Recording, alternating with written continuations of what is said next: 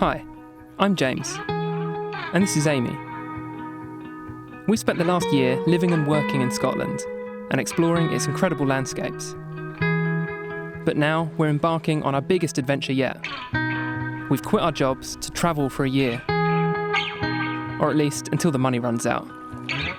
We're 2 months into our New Zealand road trip, and our travels have taken us from its volcanic North Island. Wow, that was some of the bluest water I've ever seen. To its rugged and mountainous South Island. Such an amazing view from up here. You can see snow-capped mountains in the distance. But now we're venturing even further south, to its forgotten third island, Stewart Island. Join us for our final few weeks in New Zealand, as we hunt for wild kiwis on Stewart Island. Our guides managed to find us not just 1, but 2 kiwis. Explore Mount Cook National Park. We've just come around the corner, and Mount Cook itself has just come into view. And return to the North Island to complete the world's best day hike, the Tongariro Alpine Crossing. It's so cool, it looks like it could be the surface of the moon or Mars or something.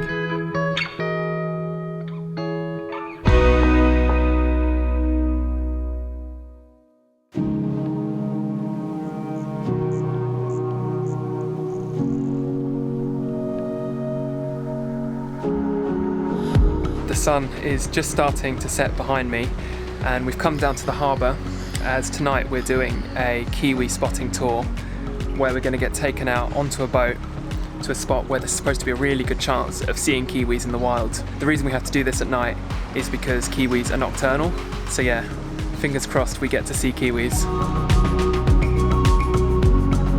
As we cruised across Patterson Inlet to Little Glory Cove, a reserve that's home to a large population of kiwi, our guide spotted something on the distant shore.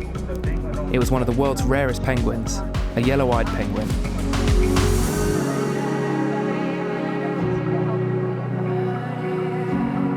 As darkness fell, our guide led us by torchlight into the forest in search of the southern brown kiwi. After an hour of searching, we finally caught a fleeting glimpse of one.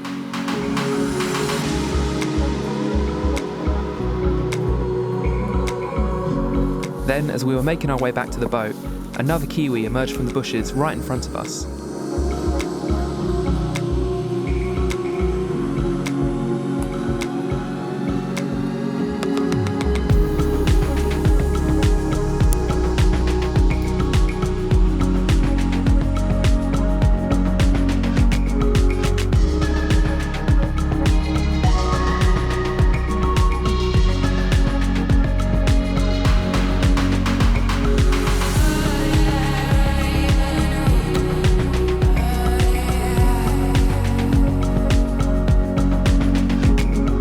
We watched it foraging for grubs and insects for about 20 minutes before it was time to return to the boat.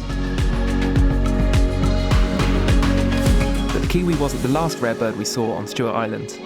We also spotted this little blue penguin, returning home for the night after a day at sea. After leaving Stewart Island, we returned to the South Island and made the scenic drive to Aoraki Mount Cook National Park. Kiwi spotting mission was a huge success. It took a couple of hours, but our guides managed to find us not just 1, but 2 kiwis.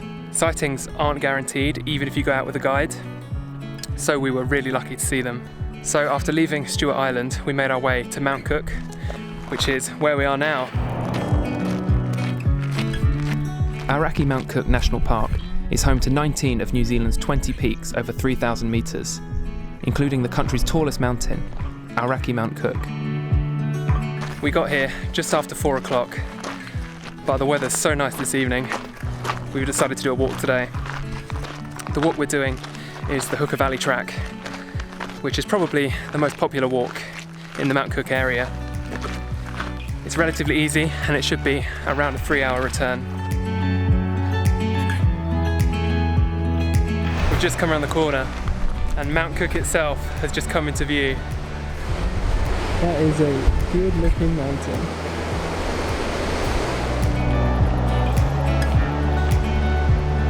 We've just reached the end of the Hooker Valley Track. It's so nice here. The view of the mountain is perfect. There are icebergs in the water, and the water's this cloudy green colour. It's so nice.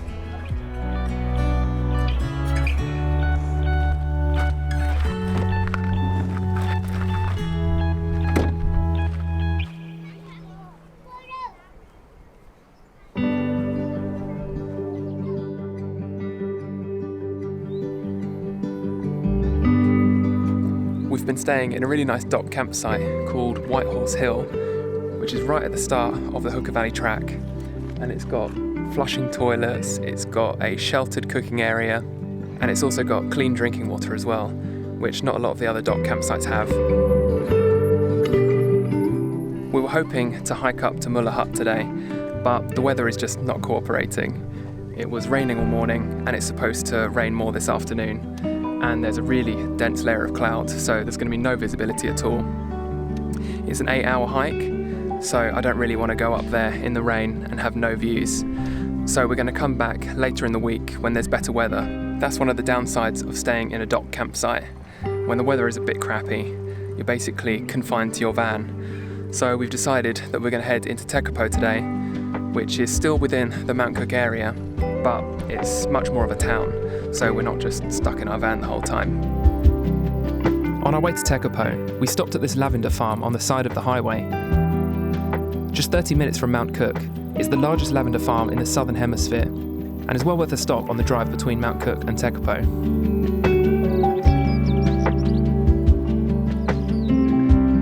We spent the next few days in Tekapo, waiting for the mountain forecast to improve, before returning to Mount Cook to do the Muller Hut hike.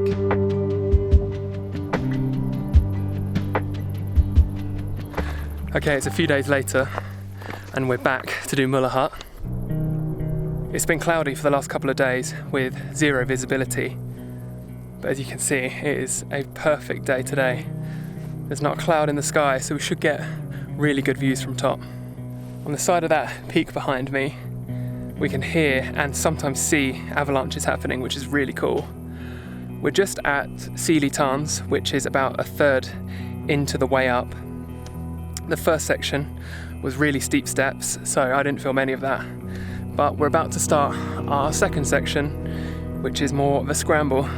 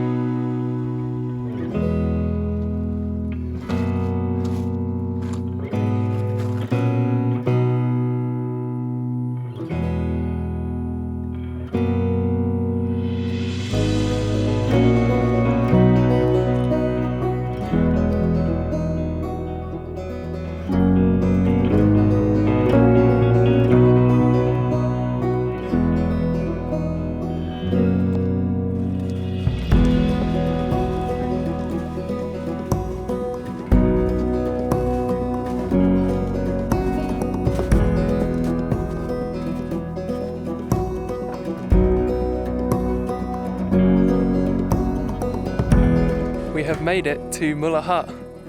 That was pretty tough going. It took us around 3 hours in total. The hardest bit was definitely the steps at the beginning, but it's worth it for views like this.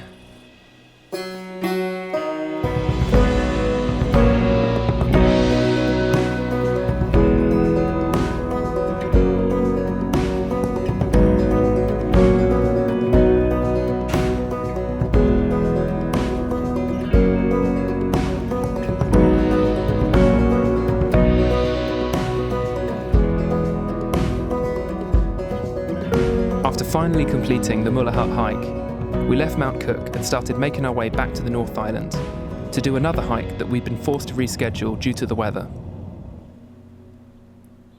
It's a few days later now, and we're back in the North Island.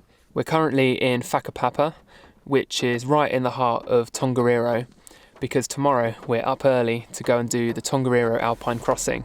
It's currently raining, which is why we are hiding in our van, but hopefully this clears up by tomorrow.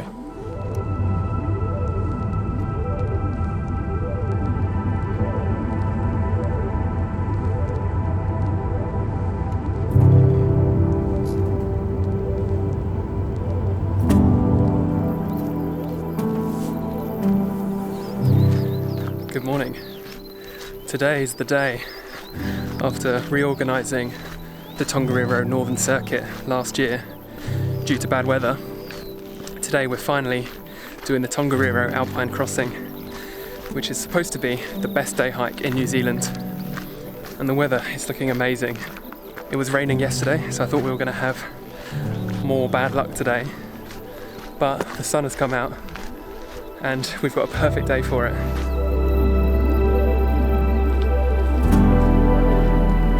So this area here was actually Mordor in the Lord of the Rings, and that crater up there was Mount Doom.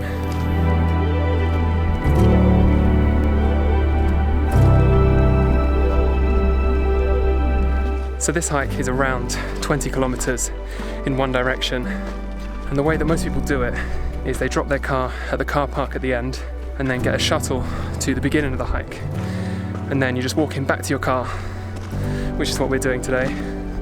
It should take between 6 and 8 hours depending on the weather.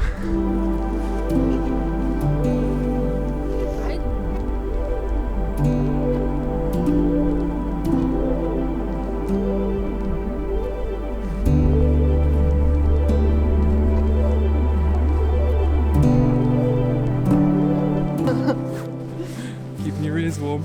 Yeah. It was getting pretty chilly as we got higher up, so I had to put my hat on to keep my ears warm.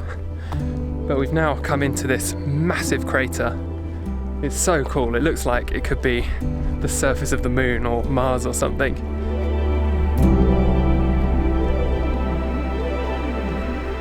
So yeah, we're just walking across this crater, and then I think on the other side we're about to start the ascent up to Red Crater, which is the highest point of the whole walk at, I think it's around 1,800 meters. But yeah, feeling pretty good so far.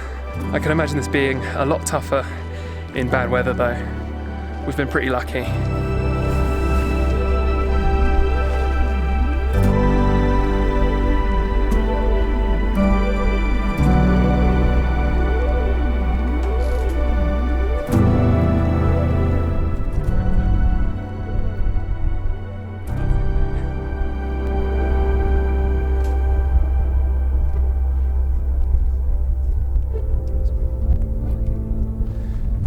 Seconds later, and all the cloud clears. You can see why it's called Red Crater.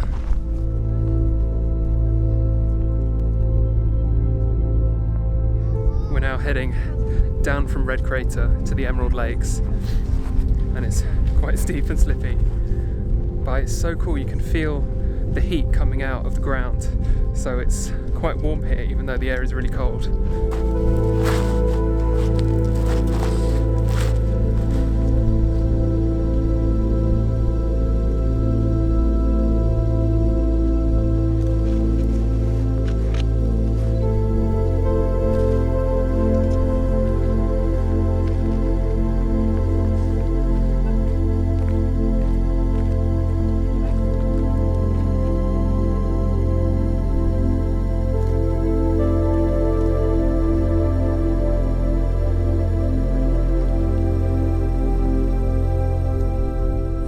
Just started our descent from the Emerald Lakes, and as we came around the corner, this amazing view of the Red Crater and an even bigger volcano crater came into view.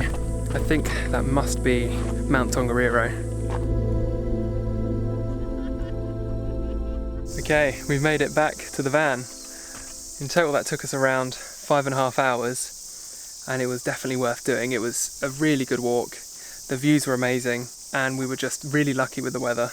I can imagine that being a lot tougher if it was raining. So yeah, I highly recommend doing this walk if you're in the North Island.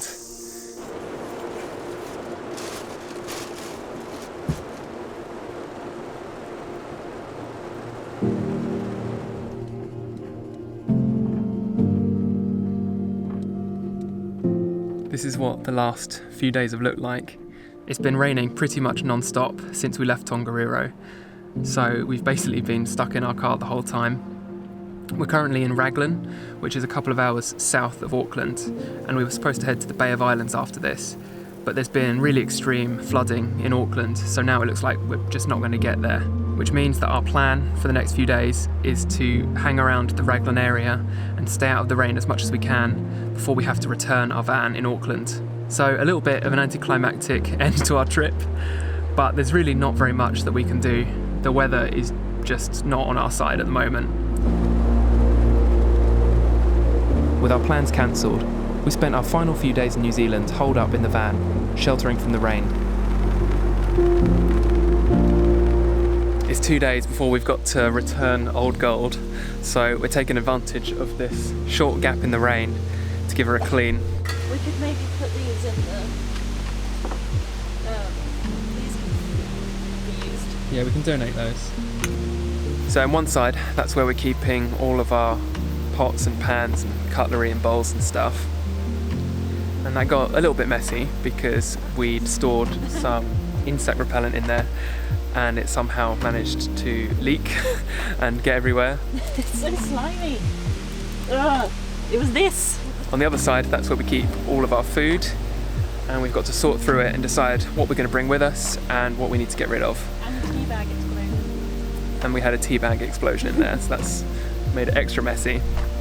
Yeah, in these campsites, there are usually food donation areas where you can give it to other campers, so we'll probably get rid of any food that we don't want to bring with us there, and anything that we can carry, we're going to take with us to our Airbnb in Auckland, where we're going to next.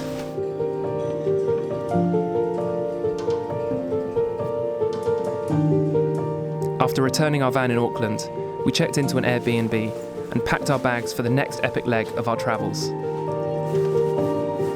Thank you so much for watching our New Zealand series. Stay tuned to find out where we're heading next, and I'll see you in the next one.